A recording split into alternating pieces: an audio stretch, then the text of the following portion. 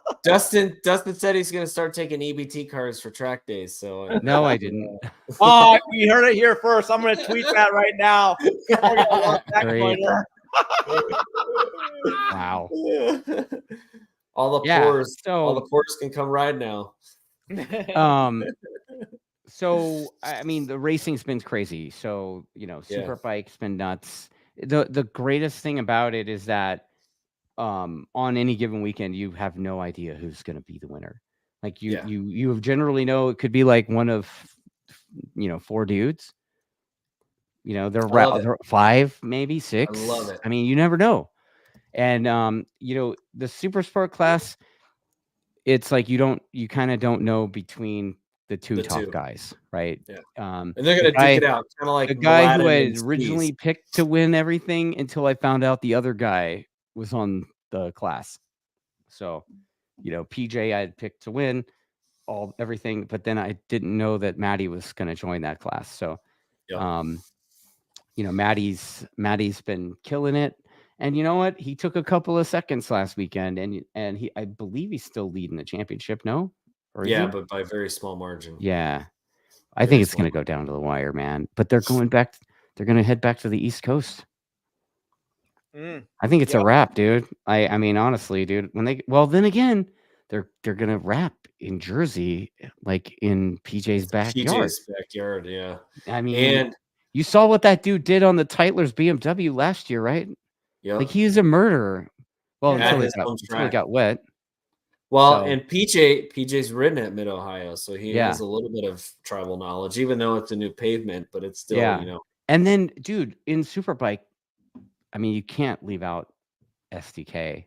And I know if we left him out, we would get hate messages tomorrow. Yeah. But, dude, SDK he's been coming. And that dude's got he's forming up the axe murderer. Like he's sharpening his axe. Yeah. So, I think he's on the way up. And we got Fonger. I had a fun chat with Jeremy, and Jeremy's like, yeah, like he's all yoked out now, right? He's got the gun show going. Steroids. He's steroids? I don't No, dude. Anybody that knows Jeremy Toy knows that he watches a lot of workout videos. Yeah, he's in the gym all the time, dude. Yeah. I don't know if he's in the gym. Implants too. I think he got calf implants. You think Jeremy? Okay. Yeah, because his body was in balance, so I'm sure he had to get those calf implants just so he doesn't look so awkward. Even things out. Oh man. That's funny. Jesus. Now that we've lost like 2/3 of the audience. Yeah. Well, you got research calf implants? Wow. Oh man. All right. Well, I think we should wrap this thing. Yeah. Yeah. No, it's been great. Adam, really appreciate you hanging out, man. It's been awesome. Cool. It's cool to talk shop with you guys, man. Yeah, man. And thanks for everybody commenting. I mean, Captain All Caps over here is commenting stuff right now. Super dig that guy. He's a photographer, and I believe he's the brother of Privateer MotoAmerica Racer, who was also had a role in that movie that Ricky Bobby was an extra in. So yeah, Rick's Picks. I think he's brothers with Jason Farrell, right? Or cousins or something. Maybe, yeah. He's from Wisconsin, so yeah. I think he's brothers with him. Yeah, Farrell was in the movie. That's the other person. He just won Road America.